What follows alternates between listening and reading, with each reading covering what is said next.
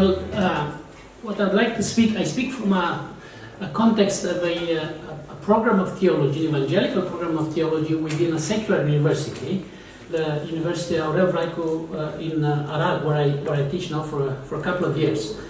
I will actually continue and build a little bit on a point that I made last night. So, and as you see from my presentation, the title I gave is Theology and Life in the Balkans, Recovering the Public Dimension of Faith. I do believe, and I think we did have a conference here in Osijek, SEAMS organized another wonderful conference not too long ago, actually, on that, and I think we did one of the conclusions was that in this context it became very evident that one of the most important and urgent missiological tasks of the Church is to become an authentic witness in the public realm. That is to proclaim and embody the gospel as public truth, which it means is a gospel concerned with and addressing the entire reality. I think this is, in my opinion, indeed an urgent preoccupation for Christians in this part of the world, to search for and articulate a solid public theology of culture, of work, of power, of social justice and reconciliation, of public theology of common good and human flourishing. I think this is a very important, it's a very important, crucial aspect, especially for the evangelical community. We have not addressed these kind of issues in our own churches, in our own theological education. And so it is in response to this need that we, by God's grace, we have designed and actually we managed to accredit a program, a master's program in theology at our university in public theology, a master's in public theology. Again, I worked very hard with my colleague here, Marcel Macellaro, to design this and accredit this.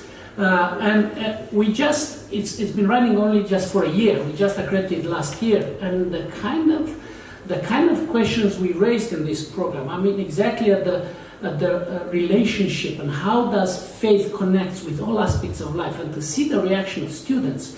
I mean, we have 25 students in the first year enrollment. I mean, most of these are senior students, some of them actually pastors of large congregations, presbyters and elders, and some of them with various degrees in other fields. And to see from their reaction the kind of question we address and to see their interest, we realize how important that is to begin to explore biblically and theologically these questions. And also in just this year, we also, by God's grace, we managed to accredit a doctoral program. At this university. It's a unique, again a unique program in Romania, a doctoral program in a secular university that offers doctoral degrees in evangelical theology. And so this is it's a wonderful opening in Romania, and we're very grateful to God for that. And I think I'm just thinking that we should, as an evangelical community, we should, in a sense, use that responsibly and gather both people.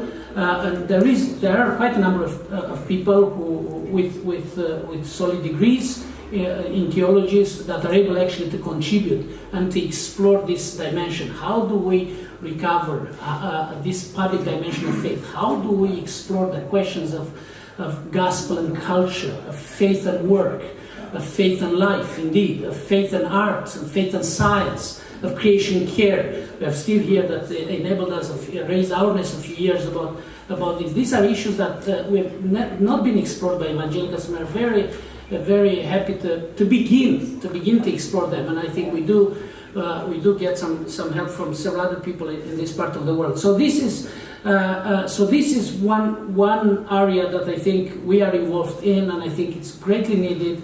And we are just at the beginning phase. And now, and with this I'll conclude. We're not only concerned, as we heard these days, and today especially, not only with higher education or at a higher level, master's and doctoral degree, but actually we are working now on a program on how to do that on a practical level, to offer 1-year certificate also to the university, and there's a great openness for that, to offer a program in chaplaincy, for example. How do we enable people and qualify people to be able to serve in various communities, and in a practical way in various communities, and at the grassroots level. So this is just briefly from me at this point, and then I'll be very happy to interact and to respond to any questions.